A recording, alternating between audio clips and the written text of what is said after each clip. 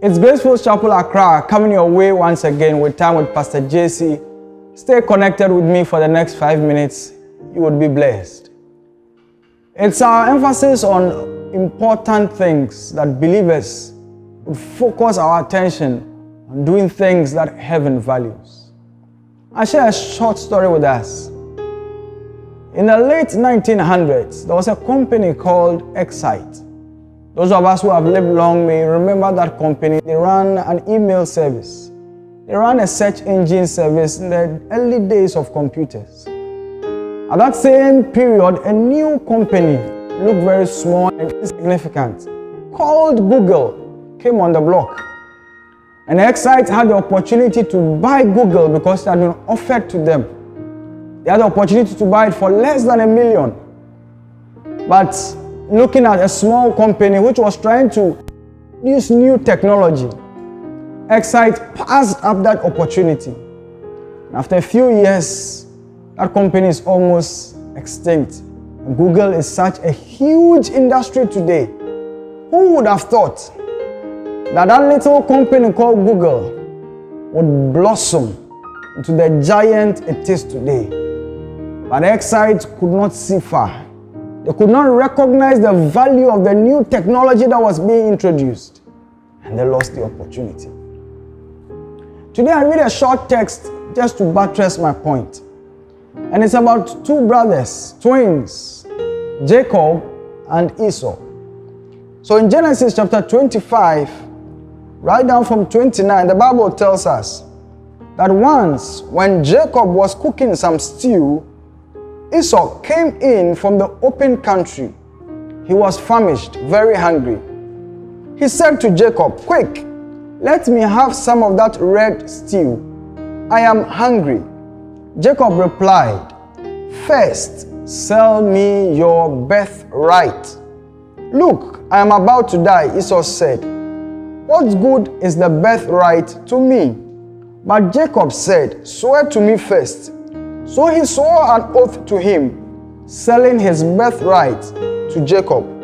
Then Jacob gave Esau some bread and some lentil stew. He ate and drank and then got up and left. So Esau despised his birthright. Esau was the elder brother. And by being the elder brother, he had first access to the blessing that came from their father Isaac. However, a time came when Esau was so hungry. And in the hunger, he looked at the opportunity he had from his brother to get food. And in the moment, they made an exchange. They traded his right to be the firstborn for access to food, which he ate. Now, everyone who goes to the market to buy, you always look at the value of what you have against what is being offered you in the market before you make a choice. There are swindlers out there who may sometimes quote something very nicely, only for you to realize that you have been swindled. You may buy a phone that looks so flashy, may last for a few days. You have been swindled. So everyone who goes out on the market is very careful to look at the value of what he is getting as against the sum of money he is parting with. But the Bible tells us that Esau did not recognize that he had something of so great a value, his birthright. And the Bible says he despised his birthright and traded it for food. Food which would last him 8 hours. What does that birthright represent to you and I? It is our faith in Jesus. It is that which when we were born into the kingdom, God wired us for to do in God's house. But sadly, we will see believers sometimes not value the great deposit God has given to us by having a relationship with God. And we see us sometimes trade it for a pittance. 2 Peter tells us that our faith is so precious. Unfortunately, for many of us, we are so short-sighted. and we don't recognize that our relationship with God has eternal value, and we trade it when we have the little inconvenience. We will betray Christ. We will deny Him when we have a little challenge. And some of us will shout like Esau, what is the benefit to me because I am hungry? Esau was so short-sighted. You have a great treasure when you have a relationship with God. Treasure it. He was so much looking for instant gratification.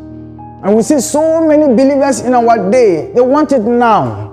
They come to God seeking results now. We have so much neglected the process looking for the product. And when we see glory on others, we want it today. And when we don't get it, we resort to ways and means. And many believers have traded their destinies away. They have traded their souls away. They have traded their inheritance away, all for a pittance. It's a trade-off. But that which came so costly to Esau, the elder brother.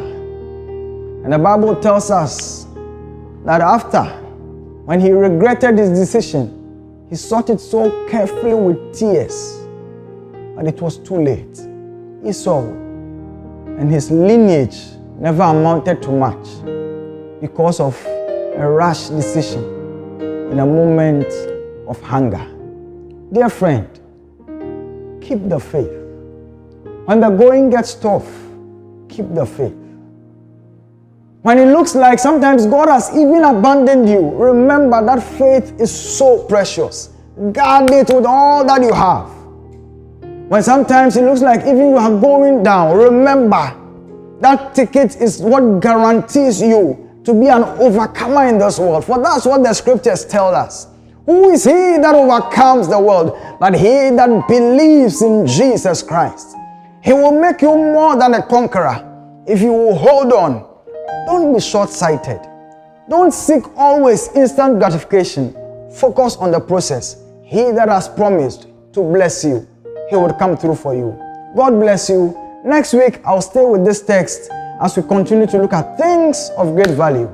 Don't trade your birthright. Bye.